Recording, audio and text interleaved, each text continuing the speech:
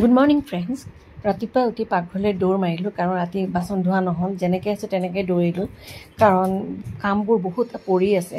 ৰাতিপুৱা পৰিলোঁ, গাটো ভাল নহয়। তাই একেবাৰে গা এৰিয়ে দিছে। মই গৈছোঁ তাইৰ ওচৰত, গৈ পিনে সুধিলোঁ কেনেকুৱা পাইছে। নাই, ভাল পোৱা নাই। গতিকে ব্যস্ততাৰ মাজতে জীৱনটো চলাব লাগিব যিহেতুকে মই আৰু একো নাভাবিলোঁ। বোলো আজি গা পা নোধোৱাকেই কামবোৰত ধৰোঁ, কাৰণ তেনেকুৱাতো কোনো নিয়ম নাই ন, গাটো ধুবই লাগিব বুলি। সেইবুলি বাৰ্বিলে বনাইছিলোঁ মই। এই বুট আছিলে, দেশী বুট, আৰু অকণমান বহাই দিলোঁ ঘুগুনি বনাম বুলি। সেই আৰু কুকাৰটো বহাই দিয়ে মই বেলেগ বেলেগ কামত লাগি গ'লোঁ। কিনো আনিম বোলো, গা বেয়া মোৰো। দেখিলোঁ অকণমান চিকেন আছিলে পৰহি অনা, তাই কাৰণে থৈ দিওঁ, প্ৰায়ে থৈয়ে দিওঁ অলপমান। চিকেনটো হ'লে তাই অলপমান ভাত খায়। গতিকে বাকীবোৰ কামো কৰিব লগা আছে। মানে মোৰ গা একেবাৰে ভাল নহয়, তথাপি মানে ছিষ্টেমততো যাবই লাগিব। ঘৰৰ গোটেইখিনি কাম কৰিব লাগিব, পানী ভৰোৱাৰ পৰা ঘৰ মোচালৈ, ঘৰ সৰালৈ। মোৰ অৱস্থাটো দেখিছেই চাগে, মোৰো কণ্ডিশ্যন ভাল নহয়। যেনেকৈ পাৰিছোঁ তেনেকৈ ভিডিঅ'টো বনাইছোঁ। লং ব্লগ চবেই বিচাৰে, আৰু বাৰ্বি অলৰেডি পঢ়িবলৈ বহিছিলে। সেইকাৰণে মই তাইক অকণমান চকজ দিলোঁ, কাৰণ মোৰ হোৱালৈকে দেৰি আছে।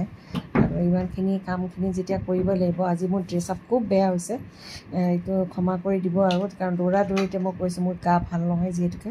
ব্যস্ততাৰ কাৰণে এইখিনি কৰিব লগা হৈছে। পটাপট আটাখিনিও মাৰি ল'লোঁ, কাৰণ বাৰ্বিয়ে খাব। কিন্তু ভাবিলোঁ কি এইখিনি ৰেডি কৰি পিনেহে মই আজি গা ধুবলৈ যাম, কাৰণ মই দেখিলোঁ কি যদি গা ধুৱালে মোৰ দেৰি হৈ যাব, এইবোৰ সামৰাই নহ'ব। তাৰপিছত এই গৰম দিনত মানে দুবাৰ তিনিবাৰ গা ধুবলৈ হ'লে এখন বেমাৰত পৰিব লগা হয়। আৰু সেইকাৰণে মই ভাবিলোঁ নাই, আধা কামখিনি সামৰি লওঁ। ভাতকেইটা বহাই দি মই বোলো বাৰ্বি আৰু পৰীক ক'লোঁ কি তোমালোকে গাখীৰ চাখীৰ খাই লোৱা।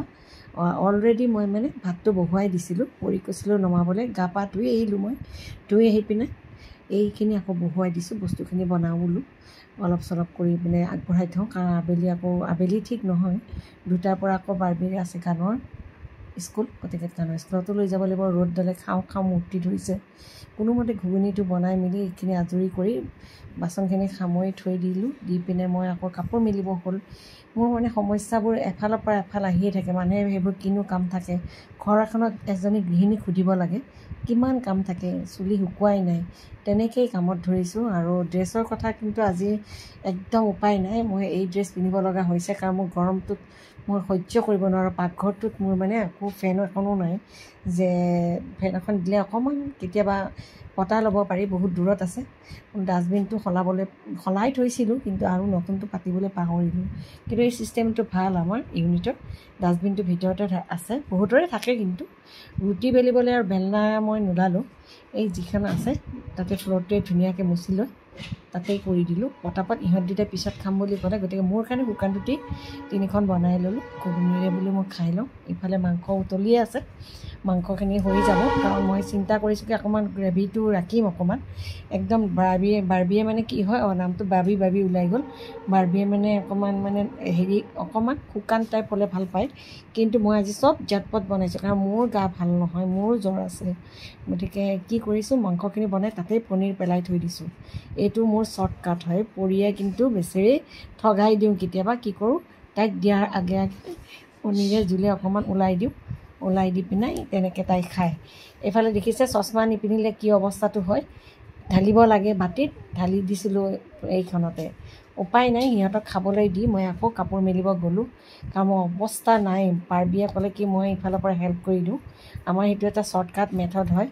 আহিলোঁ, কাপোৰ চাপোৰ মেলি পিনে আকৌ ওলাই মেলি বাৰ্বিক লৈ এতিয়া মই ওলালোঁ মিউজিক স্কুল। যি ৰ'দ দিছে ন, মই মানে ৰ'ব পৰা নাই। চুলিখিনি কিবাকৈ শুকুৱাই পিনে এটা খোপা মাৰি ল'লোঁ। বাৰ্বিকো বাৰ বাৰ কৈছিলোঁ চুলিখিনি বান্ধা। তাই কৈছে কি তাই নাবান্ধে এইকাৰণে। তাই কৈছে কি তাইৰ মানে মিউজিক স্কুলত AC আছে। তাই কৈছে নহয়, গাড়ীটোতো ACতে যাম, গতিকে একো নহয় প্ৰব্লেম। আজিকালি ছোৱালীবিলাকে চুলিবোৰ মেলি বৰ ভাল পায়। মই নাজানো, কিন্তু মই চুলি মেলিব লাগে, ঠাণ্ডা দিনত মেলিব লাগে। পিছে নুশুনিলেতো আৰু উপায় নাই, কাজিয়াহে হ'ব। বোলো থাকক বোলো। আজিকালি ছোৱালীবিলাকে এটা ষ্টাইল কৰেতো, সেইবিলাকৰ মাকবিলাকে মাতিলে বেয়া পায়। কিন্তু তাই কৈছে কি নহয় দিয়া, বেছি গৰম পালে বান্ধি ল'ম। ক্লাটছ বোলে লৈ লৈছে তাই। এইটো মোক আকৌ তাই কৈছে হ'ব বুলি কৈছে, বান্ধিম নহয় বুলি কোৱাৰ কাৰণে এৰি দিলোঁ। পৰিয়ে অকণমান ভিডিঅ'টো বনাই দিলে। তাই সেয়া দেখিছেই চাগে, পৰিয়ে কেমেৰাটো লৈ পিনে আমাক উঠাই আছে। মই কৈছোঁ হ'ব দিয়া আৰু নালাগে তুমি যোৱা বোলো। সেইবুলি আমি দুয়োটাই মিউজিক স্কুললৈ আৰম্ভ কৰিলোঁ। এটা মেকুৰী ৰাস্তাত দেখি পিনে আমাৰ বৰ ভাল লাগিলে, কিন্তু গাড়ীখন ৰখাই নিদিলোঁ। মেকুৰীটোৱে যি অংগী ভংগীৰে নৃত্য কৰি আছিলে নহয়, চায়ে ভাল লাগিছিলে তাৰ ভংগীমাবোৰ। গৈ এতিয়া আমি পাই যাম মিউজিক স্কুল। কিন্তু আজি যাম একেবাৰেই নাছিলে, কাৰণ দেওবাৰ আৰু প্ৰখৰ ৰ'দৰ কাৰণে মানুহবিলাকো ওলোৱা নাই। ট্ৰেইন লাইনেৰে আমি যাব খুজিছিলোঁ, কিন্তু নগ'লোঁ। গৈ পিনাই এয়া দেখিছে নহয় মিউজিক স্কুলৰ সেইখিনিত মই গাড়ীখন ৰাখিব চালোঁ। ৰাখি পিনাই মই কৈছোঁ নাই এটা কি কৰোঁ এতিয়া, মানে ধৰিব পৰা নাই বস্তুখিনি। তথাপি আৰু চাহ বিচাৰি ঘূৰি ফুৰিছিলোঁ, ইফালে সিফালে ঘূৰি গৈ এঠাইত গাড়ীখন যেনে তেনে ৰেলৱে কলনীখিনিত মই ৰাখিলোঁ। অলপ সময় তেনেকৈয়ে থাকিলোঁ, ঘূৰা পকা কৰি ক'তনো ফুল পাওঁ, ক'তনো গছৰ কি পাওঁ, এইবোৰ বিচাৰি ফুৰোঁতে মোৰ যায়। মোৰ জীৱনটো অৱশ্যে ভালো হৈছে জানেনে, ইউটিউবটো খোলাৰ পৰা কিছু মোৰ মানসিক কষ্ট অকণমান কম হৈছে। কিয় বেছিভাগ সময় সেইবোৰৰ টেনশ্যনতে থাকোঁ মই। ঘৰৰ কামৰ লগতে এইটো এটা ডিউটি টাইপত বনাই লৈছোঁ। আৰু এটা সৎ ৰাস্তাত থাকি সৎ কাম কৰি গ'লে নিজৰ মনটোও ভাল লাগে।